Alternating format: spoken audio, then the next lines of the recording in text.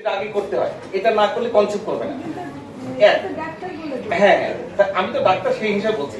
আর এই যে বললো যে এই যে আমরা 7 বার বীজ দিচ্ছি, যেহেতু স্যার আমি 3 বছর এই উপপরিচালক ছিলাম কৃত্রিম প্রজননে, এখানে বৈজ্ঞানিক ব্যাখ্যাটা হচ্ছে আপনার গরুটার কোন সময় ডাক আসলো, বীজটা দিচ্ছেন কখন, কত পার্সেন্টেজ বীজ দিচ্ছেন, এইটা যদি আমাদের সাথে 1 থেকে 2 বার বীজ দেওয়া হয়েছে যোগাযোগ না করেন, এই গরুটা 7,000 বার দিলে কনসেপ্ট করবে না।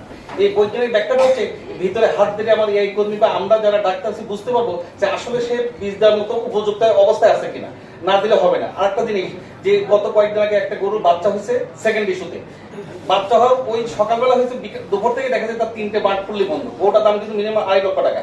আমি নিজে ডাক্তার হয়ে ওইটাকে অপারেশন করে আলহামদুলিল্লাহ 3টেই ঠিক, কিন্তু কথা হচ্ছে ওই যে কাজটা করছে একদম বেসরকারি করছে। ওই গরুকে ফ্রিজেন গরুর মধ্যে কখনোই অন্য বীজ দেওয়ার সুযোগ নেই, অলরেডি বাচ্চা হয়ে আছে সাইবার। আমি তাকে ধরছি ইচ্ছা মতো, স্যার ওই খামারি আমার কাছে নিয়েছে। আমি যখন খামারিকে বললাম আপনি কেন করছেন এটা, স্যার আমার ইচ্ছা হয়েছে, তার ইচ্ছার জন্য তো আমার ওই যাত্রা নষ্ট হয়ে গেল। এটা ব্যাখ্যা কেমনে দেবো আমি?